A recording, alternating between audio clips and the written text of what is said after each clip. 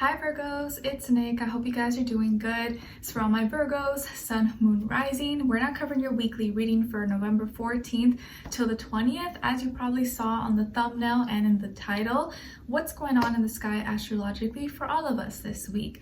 Okay, so there's a lot of Jupiterian vibes, so I kind of feel like overall, in general, the mood, the vibe is going to lighten up a little bit as we start to slowly transition out of Scorpio energy. There's going to be more Jupiterian vibes with Sagittarius, Pisces energies coming through this week.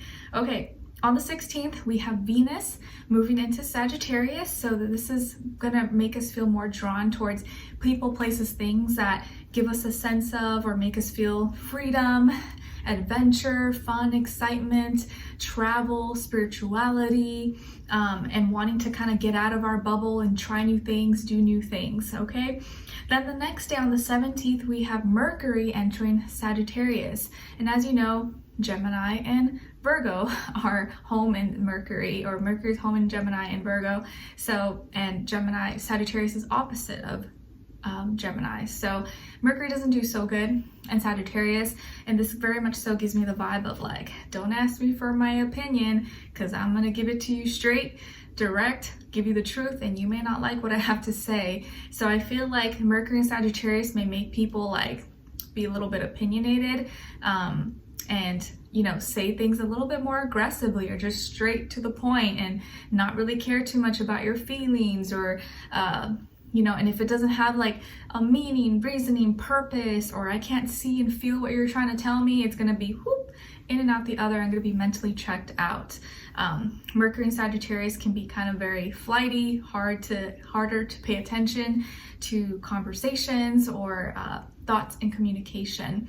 So it may be a little bit tricky, but people may be more like, you know, direct and bold and to the point and not really care about what others have to say.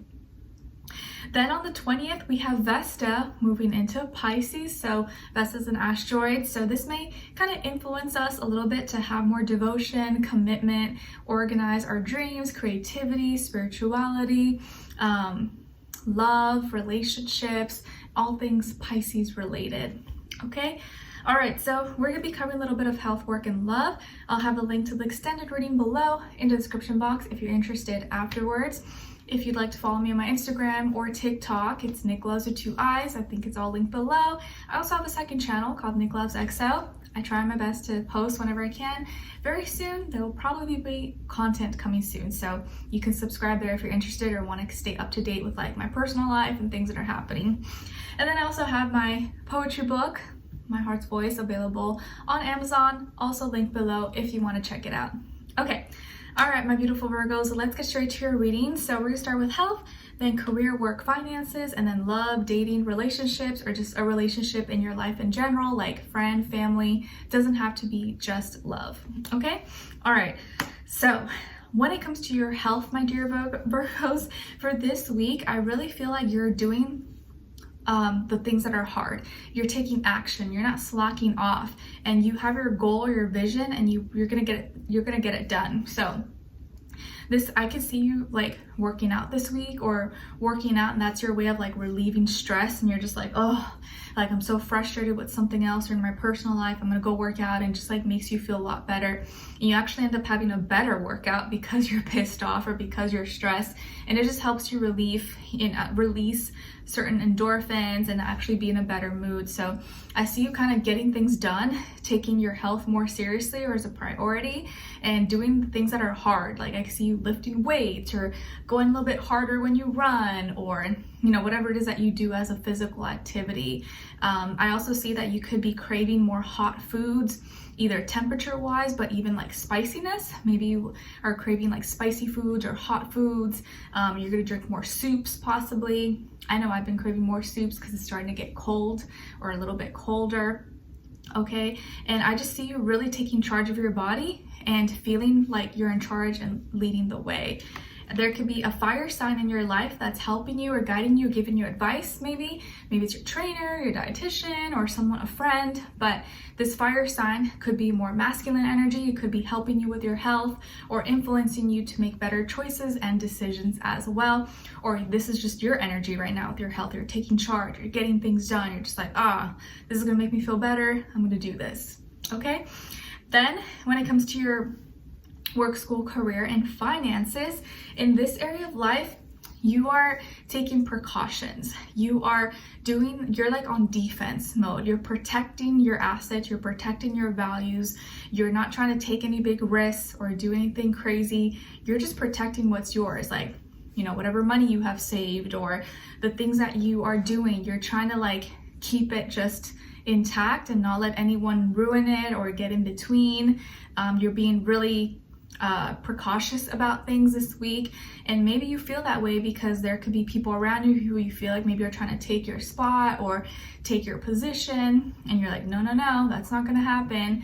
And you're being really kind of like on defense mode, and maybe it's for a good reason. Okay, at the same time, I feel like you're taking the right actions and you're doing what you need to do to protect your title, protect your projects, your work, your studies. And I feel like you could be feeling more motivated or passionate to kind of like keep things the way they are, or just make sure that it doesn't fall apart. So you're like a soldier at your workplace or about the things that you're working on right now. You're just like, maybe you're not doing more, but you're just trying to make sure that like things don't come and ruin everything that you already have so far. Okay, so you could be like real like protective mode this week, which is probably not a bad thing. Okay, all right. And it's like you may be playing it more safe. You're not trying to take any big risks or do any crazy investments. You're like, no. I'm gonna play it safe right now. I'm not gonna take any crazy leaps or do anything that's might be too risky.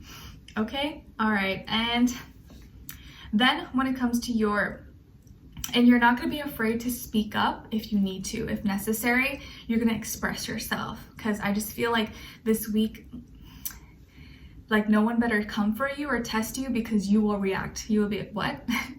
I feel like even if that's not in your character, not usually like you, if someone provokes you, you will like react and be like, excuse me? Even if that's not how you usually are, okay? All right, and then when it comes to your love, dating, or relationships, maybe just a relationship in general, it doesn't have to be just love. On your side, we have the Knight of Swords, Seven of Wands, and the Page of Swords. Okay, so some of you may have air in your chart, like Aquarius, Libra, Gemini. Then on this other side, for this other person, this can be the past, present, or a future situation, or all three, all of the above. We got the Moon, Strength, and the Seven of Swords. Okay, so as far as who you could be dealing with, it could be a Pisces, it could be a Leo, or it could be an air sign, Aquarius, Libra, Gemini, Sun, Moon, Rising, Venus. Doesn't have to be though, could be any sign, like I always say to you guys. Maybe it can just be the energy this person is embodying or playing out this time, or maybe be like a mixed match of one of those. All right, so what's going on here? It definitely feels like there's some conflict in communication, miscommunication, some fears and doubts, blaming each other, or someone like you and this person not seeing eye to eye this week, not getting along, or someone taking things a little too personally. Okay, so I feel like you may be feeling kind of very irritated and annoyed and tired, because you may feel like someone's blaming you for their like emotional distress or their emotional breakdown or things that are happening to them, and you may be thinking that this person's just kind of playing the part or acting as a victim or playing the role as a victim and blaming you for all their issues, when you're like, what? Why is that my fault? Or making you feel like you're being insensitive and not understanding. You're like, what do I have to do with this? And you may feel attacked. you may literally feel attacked and like offended, like, excuse me, like, why are you getting mad at me for your issue? What do I have to do with it?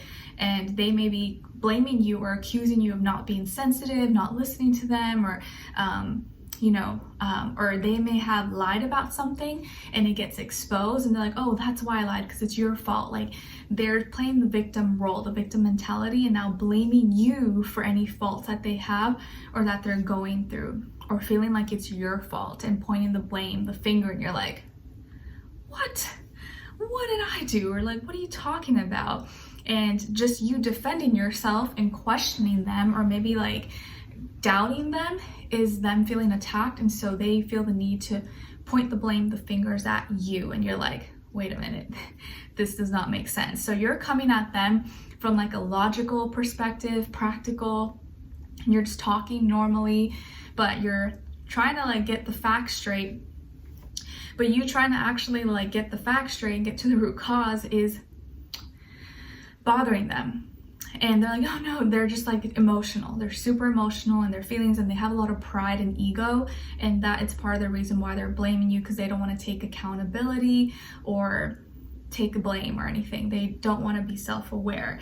And maybe some kind of lie or fear or doubt can get exposed.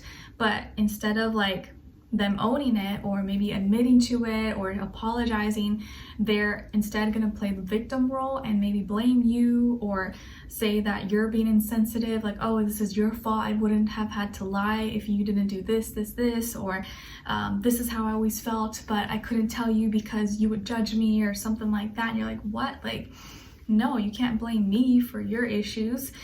They may have a total complete emotional breakdown, start crying and feel super prideful and in their ego, and not want to, like, they're not making sense, they're not using logic right now, they're just in their feelings. And so they may have lied or lie about something, and you like point it out, and then they get offended and they blame you for like, oh, well, why are you mentioning that? Don't you see that I'm struggling? You're like, yeah, but you still lied about this. And they're like, that's so insensitive of you, like, don't you see what I'm going through? And you're like, but you still, like, you're pointing something out, and then they're getting mad at you for pointing out the facts or for pointing out the truth. And you're like, wait a minute, this is not my fault. And that bothers you, you get annoyed, you get irritated, and so now you feel attacked because you're just trying to help, or you're just pointing out what's real and what's in your face. And now you feel the need to have to further investigate, do more research, ask questions, or continue your research, your investigation, or finding answers to your questions without them.